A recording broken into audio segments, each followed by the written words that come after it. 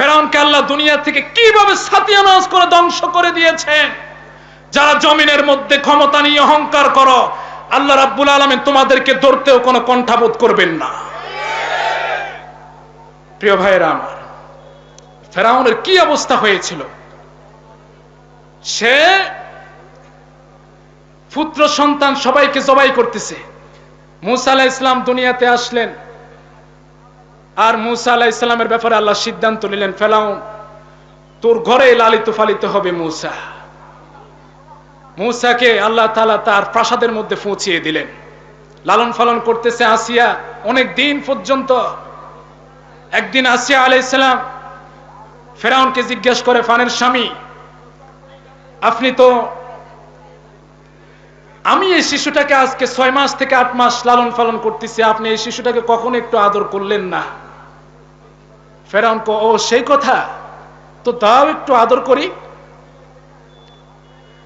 ফেরাউন মূসা আলাইহিস সালামকে কোলে নিতে চাইল। মূসা আলাইহিস সালামকে ডান দিক থেকে ধরতে চাইলে মূসা আলাইহিস সালাম বাম দিকে চলে যায়। বাম দিক থেকে ধরতে চাইলে মূসা আলাইহিস সালাম ডান দিকে চলে আসেন। ফেরাউন ধরতে পারে না। জোর করে মূসা আলাইহিস সালামকে ফেরাউন ধরতে চাইল। শিশু মূসা আলাইহিস সালাম এমন জোরে এক সর হাঁকাইলেন, লম্বা মানুষ দাঁড়ানো থেকে, চোখে মুখে পথ না দেখে দাঁড়ানো থেকে মাটিতে সিদ্ধই পড়ে গেছেন। মূসা আলাইহিস সালামের সরের মধ্যে শক্তি দিয়েছেন কে? জোরে বলেন। সে আল্লাহ এখনো আছে কিনা? আল্লাহ ধরেন, তবে আল্লাহর ধরা শক্ত ধরা। যেদিন আল্লাহ ধরবেন সেদিন চোখে মুখে পথ দেখবা না। নমরুদকে ধরেছিলেন। মাথার মধ্যে ফিটলে নমরুদের ভালো লাগে। এরা ফিটতে ফিটতে বিরক্ত হয়ে গেছে। বেতন বাড়াই দিমু, তোদেরকে ডাবল করে দিমু ফিট। জুতা দিয়ে ফিটে, কাঠ দিয়ে ফিটে, অবশেষে না ফেরা দিছে জোর করে বাইরে। নমরুদের মাথা গেছে 2 ভাগ হই। নমরুদের মাথা ভাগ হওয়ার পরে সেই মশা তো বের হয়ে গেল। হ্যাঁ, এভাবে আল্লাহ তাআলা নির্লজ্জ ভাবে এদেরকে দুনিয়াতে একের পর এক ধ্বংস করেছেন। কারুনকে ধ্বংস করেছেন। প্রিয় ভাইরা, এজন্য জমিনের উপরে কোনো অহংকার চলবে না। বিশ্ব মুসলিম উম্মাহের মুক্তির জন্য, বিশ্ব মানবতাকে শান্তির পথ দেখানোর জন্য, সমস্ত বিশ্বের সকল মুসলিম উম্মাহকে ঐক্যবদ্ধ করার জন্য কোরআনের পথ ছাড়া অন্য কোন পথ আমাদের সামনে এখন আর নাই। ঠিক কিনা বলেন? সকল মুসলিম উম্মাহকে একটা কিতাবের দিকে ডাকতে হবে, যে কিতাবটি হলো লা রাইবা ফি। যে কিতাবটি আজ থেকে 1400 বছর আগ থেকে শুরু করে আসমানের নিচে, জমিনের উপরে তার নির্ভুল এবং বিশুদ্ধতা চ্যালেঞ্জ আকারে সমস্ত বিশ্বের মধ্যে, জমিনের মধ্যে ধরে রেখেছে। সেই একটি কিতাবের দিকে যদি সমস্ত মুসলিম উম্মাহকে ডাকা যায়, তাহলে আজকে যে মুসলিম উম্মাহের দুর্দিন শুরু হয়েছে, আজকে ফিলিস্তিনে মুসলমানরা মার খাচ্ছে, আজকে আফগানিস্তানে মুসলমানরা মার খাচ্ছে, আজকে আমাদের পার্শ্ববর্তী রাষ্ট্র ভারতের মধ্যে মুসলমানরা নির্যাতিত হচ্ছে। সকল মুসলিম উম্মাহকে মুক্তির জন্য, ঐক্যবদ্ধ হওয়ার জন্য একটা কিতাবকে বুকের মধ্যে সবাইকে জড়িয়ে নিতে হবে। সেই কিতাবটির নাম হলো মহাগ্রন্থ আল কুরআনুল কারীম। ঠিক কিনা বলেন? এই কোরআনের পথে আসতে হবে। সম্মানিত প্রিয় ভাইরা, আমরা যদি সবাই এই কুরআনুল কারীমের পথে একসাথে সমস্ত মতানৈক্য ইখতিলাফ ভুলে গিয়ে এই কুরআনুল কারীমের পথে আসতে পারি, তাহলে আমাদের হারানো সালতানাত, যে মুসলিম উম্মাহ বিশ্বকে নেতৃত্ব দিয়েছিল, কাফের শক্তি, বাতিল শক্তি মুসলমানদের নেতৃত্ব মেনে নিতে বাধ্য হয়েছে। যদি আমরা সবাই আবার কোরআনের পথে আসতে পারি, আমরা যদি মুসলিম উম্মাহ জেগে উঠতে পারি এই কোরআনকে বুকে নিয়ে, তাহলে দুনিয়ার যত কাফের শক্তি আছে, বাতিল শক্তি আছে, তারা আবার মুসলমানের নেতৃত্ব মেনে নিতে বাধ্য হবে। এজন্য আমাদেরকে আসতে হবে মহাগ্রন্থ আল কোরআনুল কারীমের পথে। প্রিয় ভাইয়েরা, আমরা মুসলমান, আমাদের সকলের পরিচয় হলো আমরা মানুষ। মানুষ হিসাবে যে কোনো মানুষের একটি নেচার হলো, তবিয়ত হলো, সে একটা জিনিসের অনুসরণ করা। মানুষ তার জীবন পরিচালনা করার জন্য যেই কোনো জিনিসকে, একটা আইডলকে, একটা আদর্শকে সে অনুসরণ করতে হয়। মানুষের জীবন পরিচালনা করার জন্য আল্লাহ রাব্বুল আলামিন দিয়েছেন ইসলামিক বিধিবিধান। আল্লাহ রাব্বুল আলামিন এই মানুষ দুনিয়াতে কিভাবে জীবন যাপন করতে হবে তার জন্য দিয়েছেন ইসলাম। কি দিয়েছেন? সবাই জোরে বলেন, ইসলাম। কিন্তু মানুষ তার বিবেক এবং আকল দিয়ে এই দুনিয়াতে তার জীবন যাপন করার জন্য সে অনেক কিছু আবিষ্কার করেছে। আপনি যদি একটু লক্ষ্য করেন, 1800 শতকের দিকে ইতালি ছিন্ন ভিন্ন জাতিকে ঐক্যবদ্ধ করার জন্য মুসোলিনি আবিষ্কার করেছিল ন্যাশনালিজম। সে মনে করেছিল মানুষের জীবন পরিচালনা করার জন্য এটাই যথেষ্ট। সে একটি মতবাদ তৈরি করেছে যার নাম হলো জাতীয়তাবাদ। নাম কি? সবাই বলেন। এই জাতীয়তাবাদের লক্ষ্য কি? লক্ষ্য হলো ছিন্ন ভিন্ন মানুষকে ঐক্যবদ্ধ করা। কিন্তু আমার ভাইয়েরা, আপনি যদি এই জাতীয়তাবাদকে জিজ্ঞেস করেন, ঠিক আছে ন্যাশনালিজম বা জাতীয়তাবাদ শোনো, বিশ্ব মানুষকে তুমি ঐক্যবদ্ধ করার লক্ষ্য নিয়ে তৈরি হয়েছ, কিন্তু আমি তোমার কাছে জানতে চাই একটা মানুষ তার জীবন পরিচালনা করার জন্য কিভাবে কথা বলবে, কিভাবে তার পরিবার পরিচালনা করবে, সমাজ পরিচালনা করবে, এর কোন থিওরি, এর কোন গাইডলাইন তোমার কাছে আছে কিনা?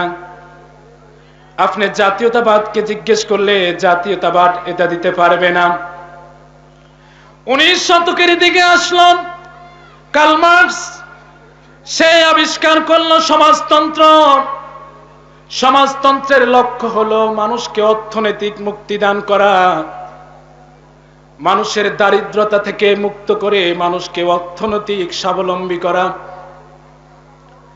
এই সমাজতন্ত্রকে যদি জিজ্ঞেস করেন, ও সমাজতন্ত্র, আমি একজন মানুষ, আমার পরিবার হবে, আমার মা হবে, বাবা হবে, আমি বিয়ে করব, আমার স্ত্রী হবে, মাতা পিতার সাথে কেমন আচরণ করব, আমার স্ত্রীর সাথে আমি কেমন আচরণ করব, তুমি সমাজতন্ত্র আমাকে সেই থিম, সেই থিওরি দিতে পারবে কিনা? সেও পারবে না।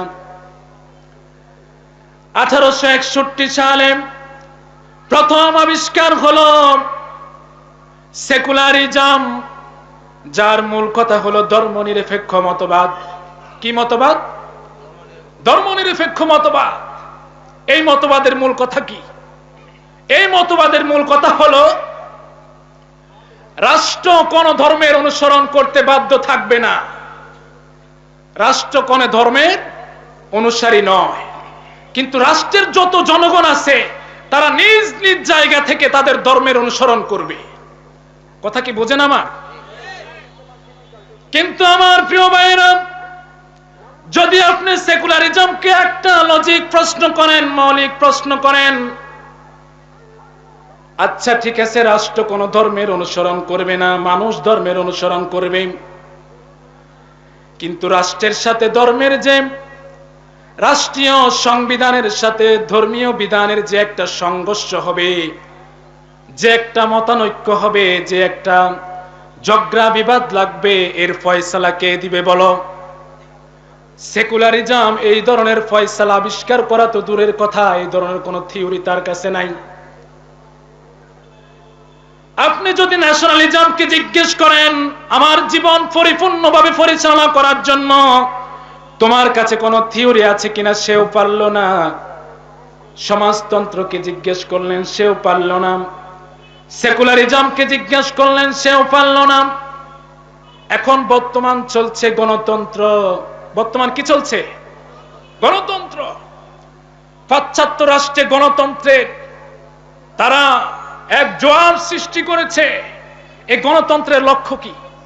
এটা একটা নির্বাচন পদ্ধতি। কিভাবে একটা লোককে সরকার ক্ষমতায় যাবে, ক্ষমতা থেকে নামাবে, এই প্রসেস। মানুষ দেখেন শয়তানে আবিষ্কার দিয়ে কত মতবাদ তৈরি করলো। একটা মতবাদ তাকে পরিপূর্ণ জীবন পরিচালনা করার জন্য কোন গাইডলাইন দিতে সক্ষম নয়। যত মতবাদ আবিষ্কার করো, যত মতবাদের পিছিয়ে ঘুরো, ঘুরতে ঘুরতে যেদিন আল্লাহর কাছে হাজির হবে, সেদিন একটা মতবাদ তোমাকে আল্লাহর কাঠগড়া থেকে বাঁচাতে পারবে না।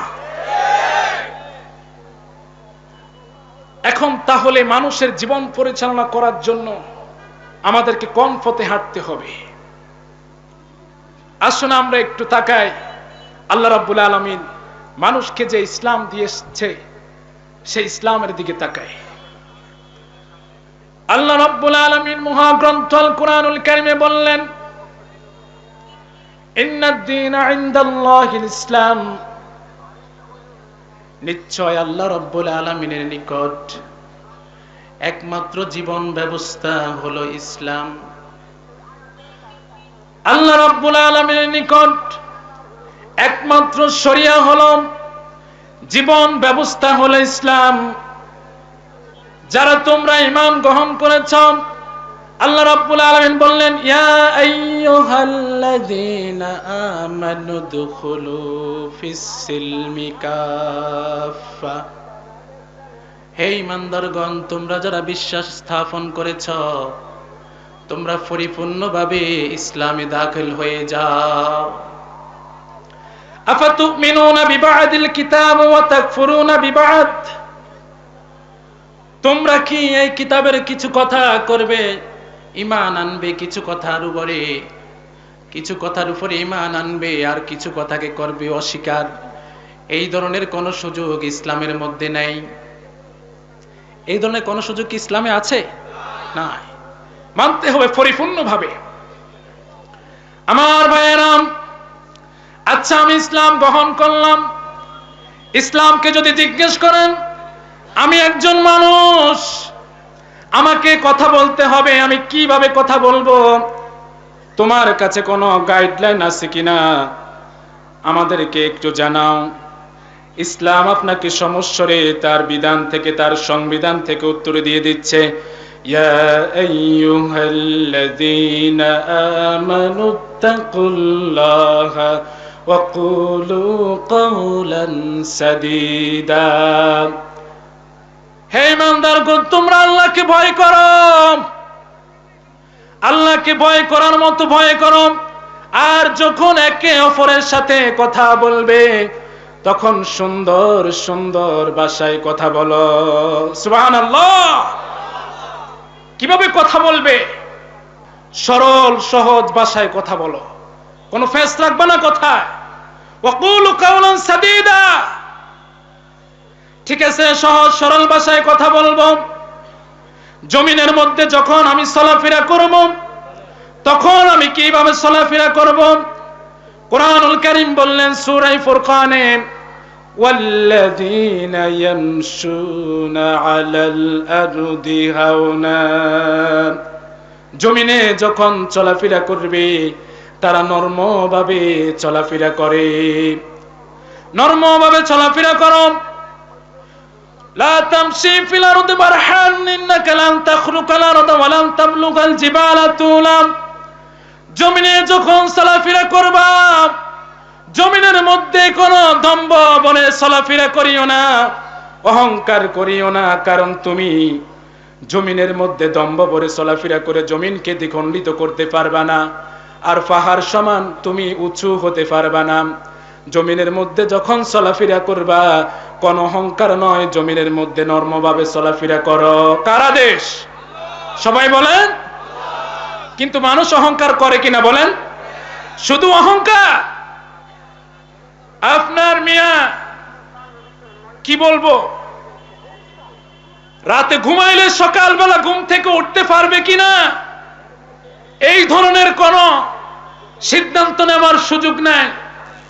সেই বেটা মাইকের সামনে, মিডিয়ার সামনে এসেই বলে 2021 সাল, 2041 সাল। কত স্বপ্ন দেখে, অহংকার কি! আল্লাহ সূরা কাসাসে বললেন, ইন্না ফিরআউনা আলা ফিল আরদ, জমিনের মধ্যে অদ্ভুত আচরণ করেছে, অহংকার করেছে ফিরআউন। ইযহাব ইলা ফিরআউন ইন্নাহু তাগা, ইয়া মূসা, ফিরআউনের কাছে যাও, সে অহংকার করেছে, সীমা লঙ্ঘন করেছে। মানুষের বৈশিষ্ট্য নয়, অহংকার একমাত্র কার? সবাই বলেন অহংকার কার? আল্লাহ। যিনি রাজা দিরাজ, যিনি বলেন কুন ফায়াকুন, হয়ে যায়, সে আল্লাহর অহংকার চলবে। জমিনের মধ্যে চলাফেরা করার সময় কোনো অহংকার নয়। মানুষের সাথে কথা বলার সময় সরল সহজ ভাষায় কথা বলবো। ও কোরআন, তোমার কথা আমি মেনে নিলাম, কিন্তু দেখো জমিনের মধ্যে যখন চলাফেরা করতে যাই, কিছু মানুষ আছে ঝগড়া ফাসাদ লাগায়, কিছু মানুষ আছে একে অন্যের কলমের খোঁচা দিয়া জমি নিয়ে নেয়, অর্থ করি কেড়ে নেয়, বিপদে ফালায়। কিছু মানুষ আছে খামাখা তর্ক বিতর্ক করে, আমি কি করব?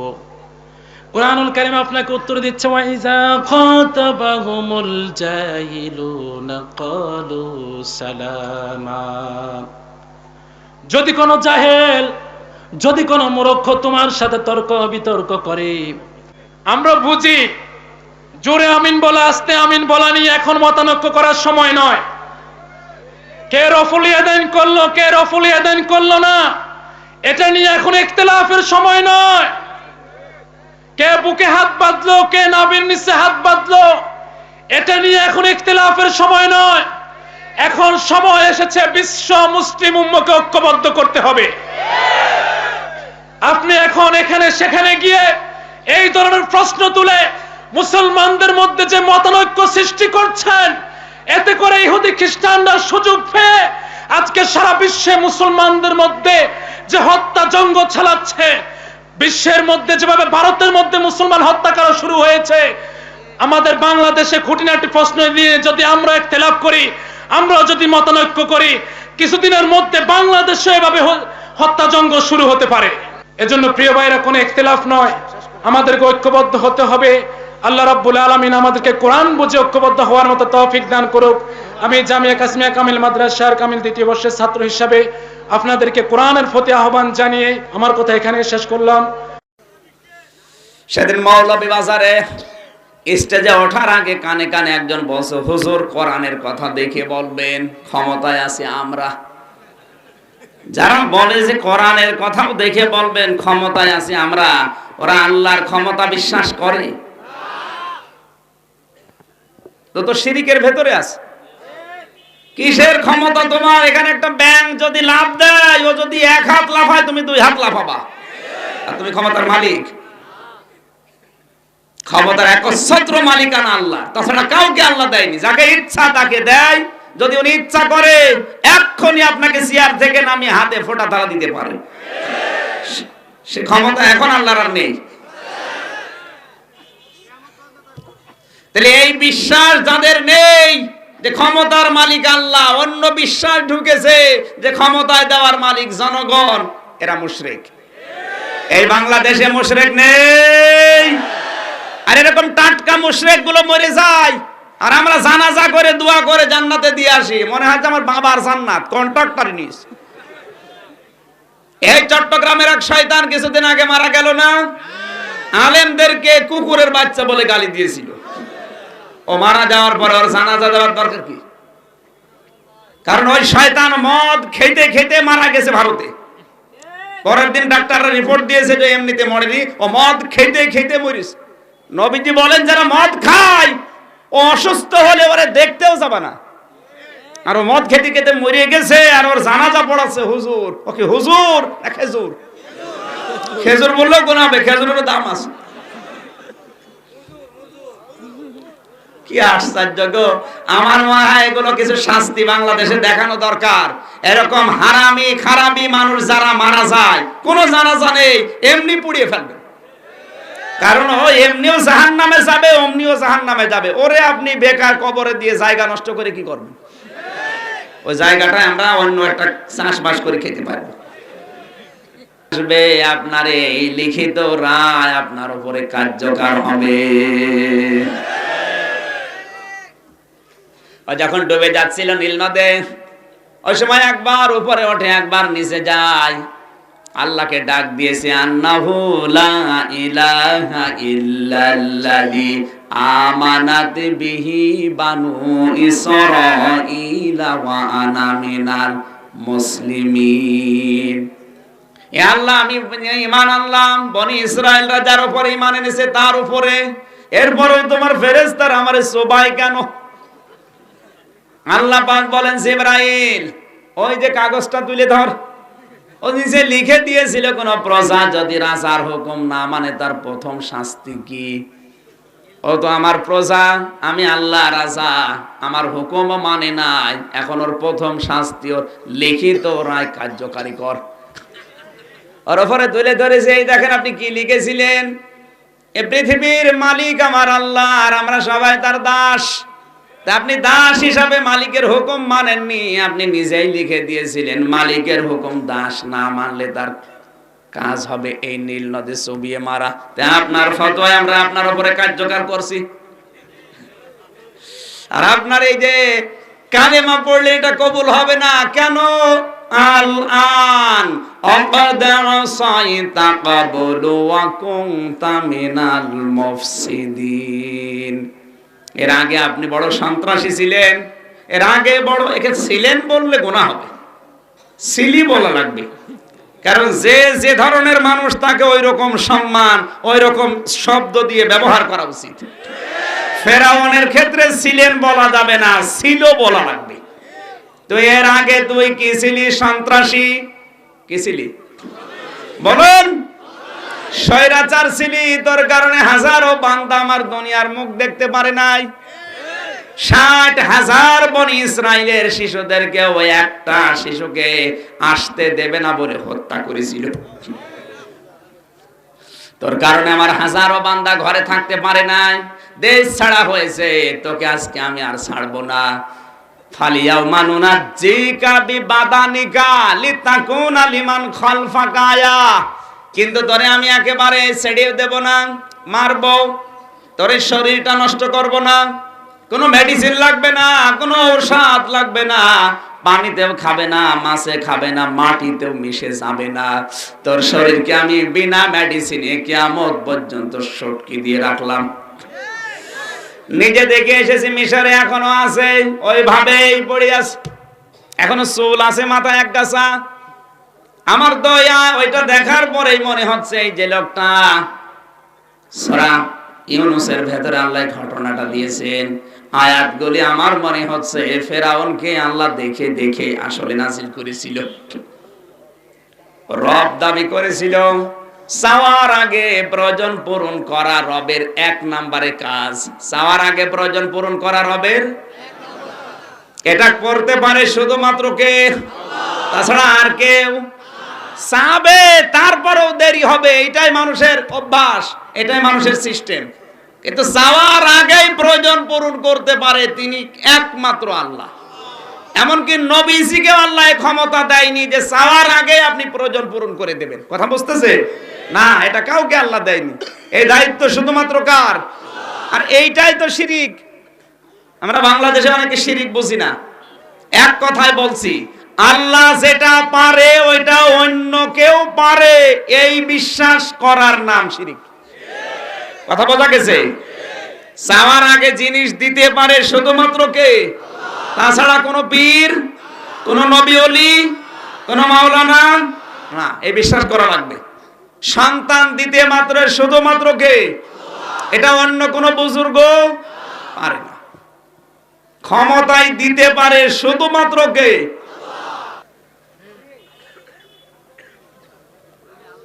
আমার ভাইরা, আল্লাহ তাআলা বলেন আমার রব নামের কারণে এই 5টা জিনিস আমি আল্লাহ নিজের থেকে দান করি। বান্দা তুমি যদি একটু চিন্তা করো যে একটা জিনিস আমি যদি কম দিতাম, কয়টা? কি? যদি আমি আল্লাহ তোমাকে শ্রবণ শক্তি না দিতাম, দর্শন শক্তি না দিতাম, তুমি দুনিয়ায় আসতে মানুষ হয়ে, কিন্তু তুমি কানা হয়ে আসতে। অনেক কানা দেশে আসে না, তাদেরকে আমার আল্লাহ ওই জিনিসটা দেয়নি। আপনাকেও আল্লাহ না দিয়ে পারতো, দয়া করে দিয়েছে। এখন আল্লাহর সে দয়া পেয়ে তার চোখ দিয়ে তার বিরুদ্ধে আপনি দেখেন। আকল শক্তি দিয়েছেন আমার আল্লাহ, সেই আকলকে এখন আপনি আল্লাহর বিরুদ্ধে ব্যবহার করেন। আপনি মানুষ। কোরআনে কারিমে পড়েছি কাইফা তাকফুরুনা বিল্লাহি ওয়া কুনতুম আমওয়াতান ফাআহইয়াকুম ইলা আখির আয়াত। সূরা বাকারার ভেতর আল্লাহ জানিয়েছেন মানুষ নাফরমানি করে কি করে। এই খেয়াল করেন, কাইফা কাইফা শব্দটা বালাগাত মানতেক যারা জানে জিজ্ঞাসা করেন। এই শব্দটা আল্লাহ আশ্চর্য হয়ে ব্যবহার করেন। কাইফা শব্দটা সেন্টেন্সের আগে যদি ব্যবহার হয় মানে বিশ্বাসযোগ্য না, এই কথা বোঝাতে কাইফা ব্যবহার করা হয়। এখন আমি যদি বলি এখানে যিনি সম্মানিত মানুষ আছে উনি কালকে জেনা করে ধরা পড়েছে, বিশ্বাস করবেন? আজকে যিনি আমারই মনে করেন যদি বলেন উনি সিনেমা হল থেকে দেখলাম বের হলো, যদিও সম্ভব, তারপরেও অনেকেই বিশ্বাস করবেন না এটা সম্ভব না। এটা বিশ্বাস করা সম্ভব? তা আমাদের ক্ষেত্রে আপনি বিশ্বাস করতে পারছেন না। আল্লাহ তাআলা এই জন্যই শব্দটা প্রথমে দিয়েছেন কাইফা তাকফুরুনা বিল্লাহ, যে মানুষ নাফরমানি করে কি করে। কারণ ও তো উল্লেখ করার মতো কিছু ছিল না। ছিলেন? আপনি মায়ের পেটে আসার আগে তো উল্লেখ করার মতোই কিছু ছিলেন না। আপনার নামও ছিল না, গন্ধও ছিল না। বাবার ওই নাপাক বীর্যগুলো মায়ের রেহেমের দেওয়ালের সাথে লাগিয়ে আমার আল্লাহ এই যে নতফা 40 দিন এটা ঝুলে থাকে, এরপরে আমার আল্লাহ ওইটা বানায় আলাক। কি বানায়? আলাক কাকে বলে? এখানে যারা পুরাতন মুরব্বী আলেম আছে জিজ্ঞাসা করেন, বলবে আলাক মানে জমাট বাঁধা রক্ত, অথবা আলাক মানে মাটির নির্যাস। খুব বেশি বলতে পারবে আলাক মানে যোগ। আলাকের আধুনিক অর্থ বলতে বলেন তো কেউ পারে কিনা দেখি। আলাক শব্দের এখন মূল অর্থ কম্পিউটারের ভেতরে আলাক আপনি লিখে দেন, আইন লাম কফ আলাক, এটা লিখে দেন, দেখবেন কম্পিউটারে দেখা যাবে আলাক মানে ঝুলন্ত। আলাক মানে ঝুলন্ত। আমার এর ভেতরে সব আছে। এখানে কম্পিউটারের স্ক্রিন ঠিক করলে আমি আপনাকে দেখাতে পারতাম, আর একটু দেখে দেখে করলে আপনার বিশ্বাস আরো বেড়ে দিত। আলাক মানে এখন আধুনিক অর্থ কি বলেন? মায়ের রেহেমের ভেতরে জরায়ুর যে দেওয়াল আছে, এই দেওয়ালের ভেতরে সন্তান ঝুলে থাকে কতদিন? আরো জোরে বলা লাগবে। এই 40 দিন পরে আমার আল্লাহ আলাককে বানিয়ে দেয় মদগা। কি? সুম্মা খলাকনান নুতফাতা আলাকাতান ফাখলাকনাল মুদগাতা। কি মদগা না? 3 নম্বরে কি? এখন মদগা কাকে বলে? মদগা শব্দটা লিখে আপনি এবার নিয়ে আসেন। আপনাকে 3টা জিনিস চাইবে কম্পিউটার, বলবে মদগা হওয়ার শর্ত 3টা। কয়টা? জোরে আরেকবার বলেন। 1 নম্বরে ওর ভেতরে চর্বি